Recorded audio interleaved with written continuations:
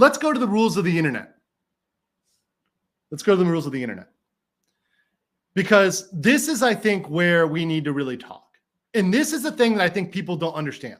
Because once again, if you are a lawyer, what you probably have focused your entire life doing is focusing on the law and not focusing on reality or business or social acuity. You're probably, and most lawyers are probably a little bit socially retarded. Because, and I'm just saying, especially the good ones, by the way, especially the brilliant ones, the ones that know the law. If I took them to a bar with me and I said, go hit on that chick, they're going to suck at that. They're not going to be good at that. That's not going to be a skill they have. That's okay. They're good at something. That's actually fantastic. I think it's great that people have an ability to focus on something and get something done. We need people who are focused on stuff. But social skills, PR, marketing, sales, those aren't lawyers' strengths. And look, let me admit this myself. When I got on the internet, I thought from my corporate background and from my business background that I knew it all. I really was kind of arrogant. I'm going to admit it. I was a little bit arrogant. I was like, oh, I know it all. I know all the rules. But the internet has different rules, some of which I think people are discovering. And here's the other thing too. There's a lot of people out there. There's a lot of lawyers, especially copyright lawyers, that encourage people to sue. I was speaking with a copyright lawyer in Miami, and he said, oh yeah, we always sue people just to discourage them from doing things. That may work when you're dealing with a business to a business. When you're dealing with one business to another business, okay, I get why you do that. It's the chilling effect. But this is not business versus business. This is the internet. This is the internet. And the internet is different. I'm learning things about the internet. So these are some things which I learned about the internet. I don't pretend to have known them. And I've learned some of them from the mistakes of others. And I think I've seen other people I know, people I'm friends with, make these mistakes. So I hope that we can all learn from them and say, okay, these are the rules of the internet. We kind of get it now. We're going to move on. Right? We get the rules of the internet. Because I understand people don't know the internet. They don't understand it. I get it. It's different. It's not the same thing. And all of us are relatively new to it. I mean, I don't think many people have been on YouTube for more than 5-6 years. I mean, that would be probably the max for many law tubers. I mean, for me, I'm very new. I think I'm under 2 years. I forget. 2019 or maybe 2019? Maybe I'm over 2. Who knows? I have to look back.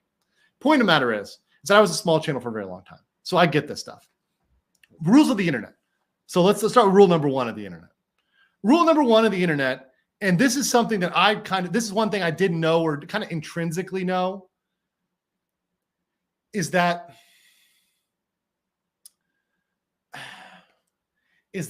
the internet is about the free flow of information.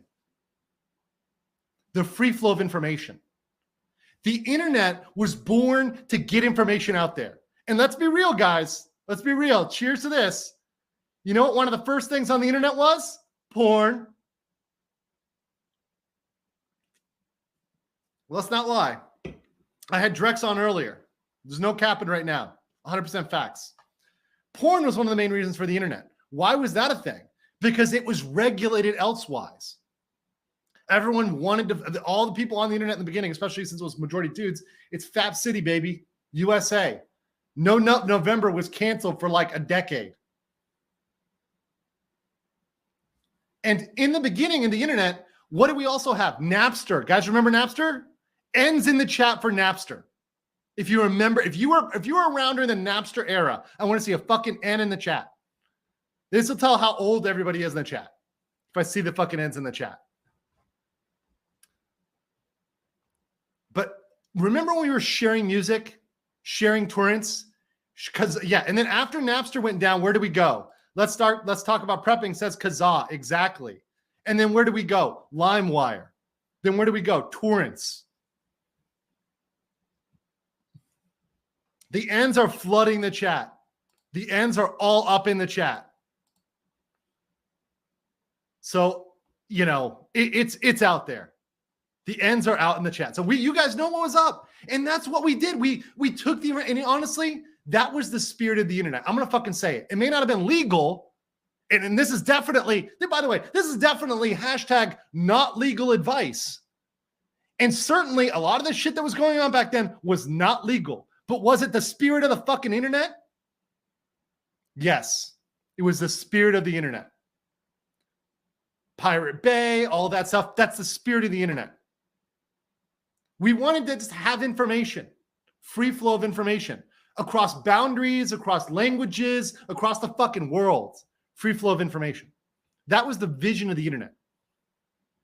So anytime you are doing anything that is counter to the free flow of information, you are working against the internet. And the internet is like a fucking riptide. You will not win against the free flow of information. The spice and the information will flow. You cannot beat it. You just can't beat it. You really can't. And yes, guys, I do remember Lars Ulrich from Metallica was one of the cucks, the copyright cucks, the original copyright cucks, who stopped that thing, who stopped Napster, who stopped everything that was going on the internet. But the internet, like, who just said this shit? Tommy said, the internet is undefeated. You're not going to fucking beat it. Like, if people are talking shit about you, they're going to talk shit about you. It's just what it is, right? I know y'all talking shit about me. I hear people talk shit about me. That's fine. It's the internet. I don't try to quash it. It is what it is.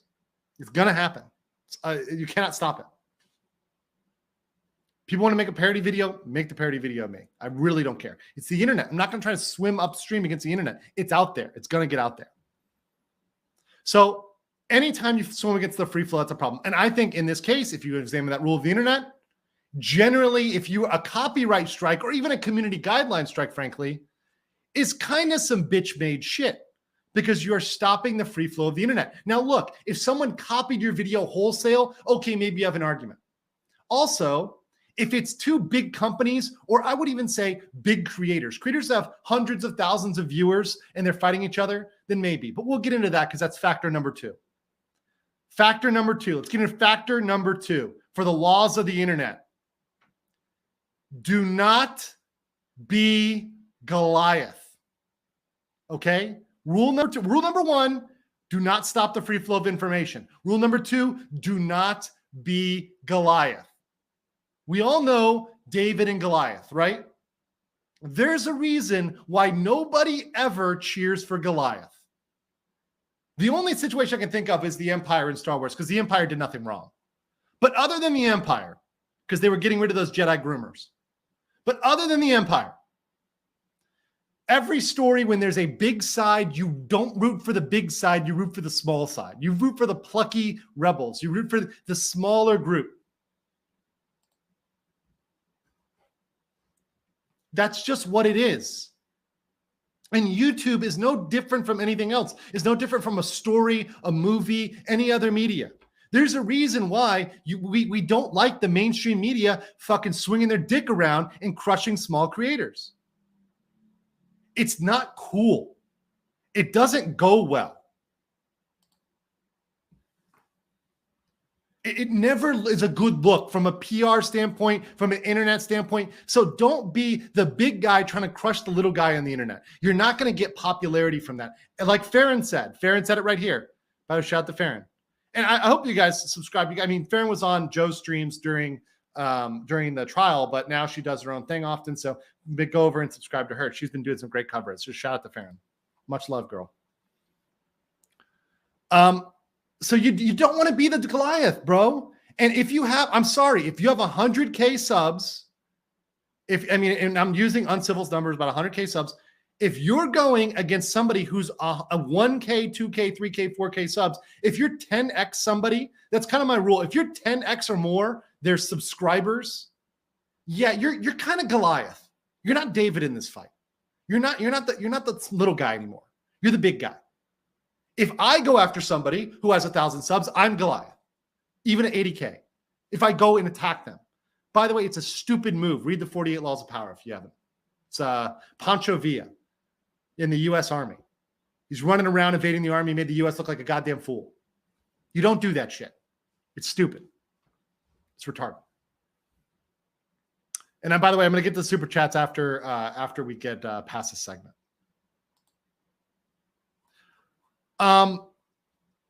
Okay, so that's a second one. So don't be David, don't be Goliath. Don't use your proportionality. And 10x is there. Once again, if there's two big creators, I'm okay. I'm okay with the Godzilla rule for big creators. For me, the Godzilla rule applies. The kaiju rule applies. Do you remember Ken Watanabe in Godzilla, where he's like, "Let them fight"? I can say that. I'm in Asia, right? I can use the Ken Watanabe accent. Let them fight, right? If it's big creators fighting big creaters, I'm all here for. Just go at it. If they want to strike each other, who gives a fuck? Because they're big creators fighting big creators. They're pretty much a big business fighting a big business. Who cares? I'm okay with the kaiju rule, the kaiju exception, right? That's fine. That's fine. They can do it, right?